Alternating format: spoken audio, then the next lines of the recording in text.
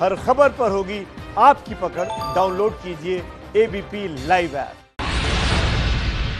देश में कोरोना संक्रमित लोगों की संख्या 60,000 के करीब पहुंच गई है। अब तक 1981 की मौत, जबकि 17,847 मरीज इस बीमारी को हराने में कामयाब भी हुए हैं। गुजरात में बेकाबू होता जा रहा है कोरोना। राज्य में पिछले 24 घंटे में 23 लोगों ने दम तोड़ दिया। राज्य में पिछले 24 घंटे में 394 नए केस आए हैं, जबकि 219 लोग ठीक भी हुए हैं।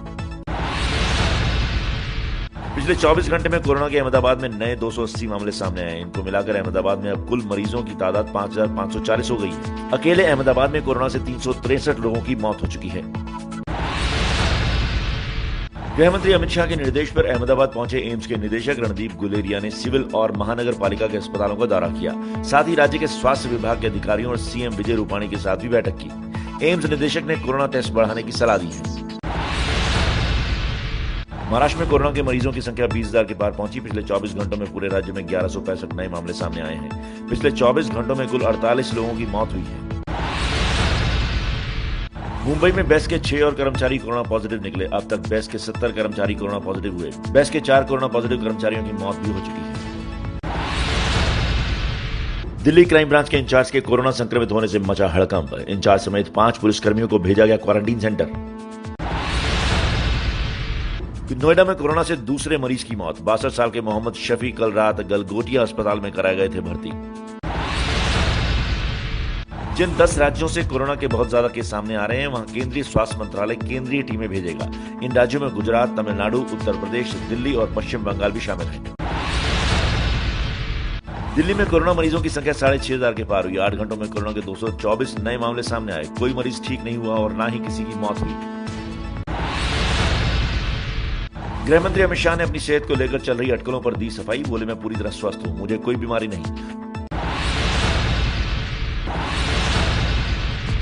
पश्चिम बंगाल में पिछले 24 घंटों में कोविड-19 के 108 मामले सामने आए हैं, जिससे राज्य में कुल मामलों की संख्या 1786 हो गई है। इसके अलावा 24 घंटे में 11 मौतें भी हुई हैं, जिससे राज्य में मरने वालों की कुल संख्या 99 हो गई है। बिहार में कोरोना के अब तक 595 मामले सामने आए। पिछले 24 घंटे में अब तक 31 मामले आ चुके हैं। राज्य के कुल 38 जिलों में 37 ऐसे हैं जहां कोरोना संक्रमण फैल चुका है। जमुई जिला इनमें नहीं है।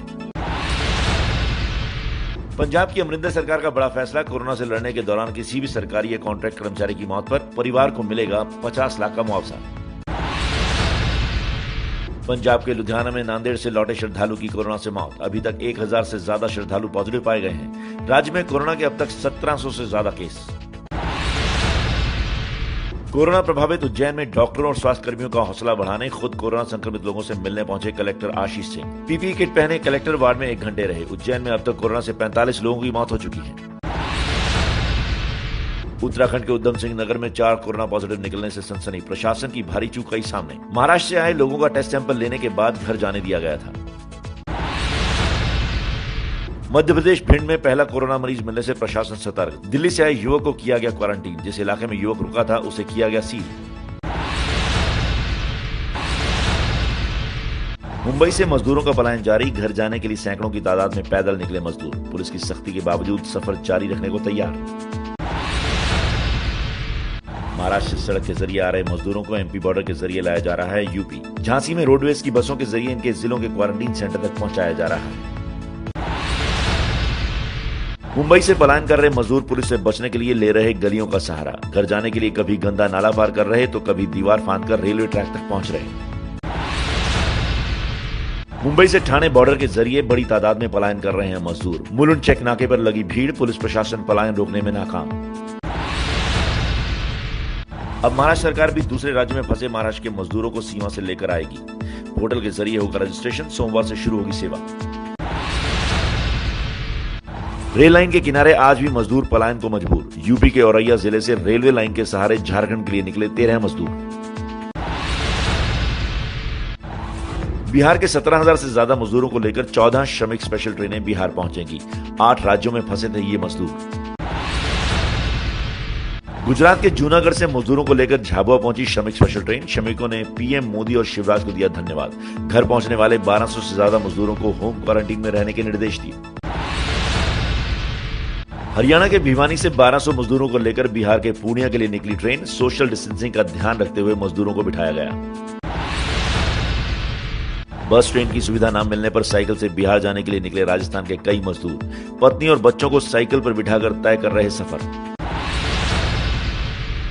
हरियाणा के जींद में कोरोना के खतरे के बीच मजदूरों ने किया धारा 144 का उल्लंघन। मजदूरों ने की घर जाने का इंतजाम करने की मांग, कहा खाने के लिए तरस रहे हैं। उत्तराखंड के रुद्रप्रयाग में मजदूरों और पुलिस के बीच हुई जबरदस्त बहस। यूपी बिहार के 300 से ज्यादा मजदूर घर जाने की जिद पर अड़े। यूपी के वाराणसी में 19 प्रवासी मजदूर हरियाणा से साइकिल चलाकर अपने घर पहुंचे। रोजगार चला गया, खाना मिल नहीं रहा था, इसलिए घर वापसी की। शारजा से 182 भारतीयों को लेकर एयर इंडिया का विमान लखनऊ पहुंचा। आने वाले लोगों को 14 दिन क्वारंटीन करके ही घर भेजा जाएगा। बांग्लादेश से एयर इंडिया की फ्लाइट से लौटे यूपी के 37 भारतीय नागरिकों को गाजियाबाद में क्वारंटीन में रखा गया। 14 दिन के बाद इन्हें इनके गृह जिलों को भेजा जाएगा। दुनिया भर में फंसे भारतीयों को लाने के वंदे भारत मिशन और मिशन समुद्र सेतु ने पकड़ी रफ्तार। अब तक 1,500 लोग लौटे। मालदीव से 698 लोगों को लेकर नौसेना का जहाज कोची आ रहा है। कुवैत में फंसे भारतीयों को लेकर कोची एयरपोर्ट पहुंची एयर इंडिया की फ्लाइट। 4 नवजात शिशुओं समेत 181 यात्री भारत पहुंचे। दिल्ली में तबलीगी जमात से जुड़े लोगों को क्वारंटीन सेंटर से रिलीज करने और उनके राज्यों तक पहुंचाएगी केजरीवाल सरकार। रेवेन्यू डिपार्टमेंट के सभी डीसीज को आदेश जारी किया गया। गुजरात से मुजफ्फरपुर आने वाली ट्रेन में महिला ने दिया बच्ची को जन्म। मां और बेटी दोनों स्वस्थ। घर वालों ने लड़की का नाम कोरोना कुमारी रखा। दक्षिण कश्मीर के पुलवामा के रहने वाले 9 साल के एक बच्चे शारिक ने की पीएम मोदी से अपील। पश्चिम बंगाल में फंसे माता पिता को वापस लाने की फरियाद की। अपनी 7 साल की बहन के साथ घर में अकेला रहने को मजबूर है बच्चा। गैस हादसे के विरोध में विशाखापट्टनम के लोगों ने किया प्रदर्शन। एलजी पॉलीमर के प्लांट को बंद करने की मांग की। कहा अब भी प्लांट में जहरीली गैस मौजूद। आज से शुरू होगा सीबीएसई की कॉपियों को जांचने का काम। केंद्रीय मंत्री रमेश पोखरियाल निशंक बोले, देश के 3000 स्कूलों को बनाया गया मूल्यांकन केंद्र। टीचर के घर तक पहुंचाई जाएंगी कॉपियां। मध्य प्रदेश के रीवा में झोपड़पट्टियों पर प्रशासन ने चलाया बुलडोजर। लॉकडाउन के बीच बेघर हुए कई गरीब परिवार।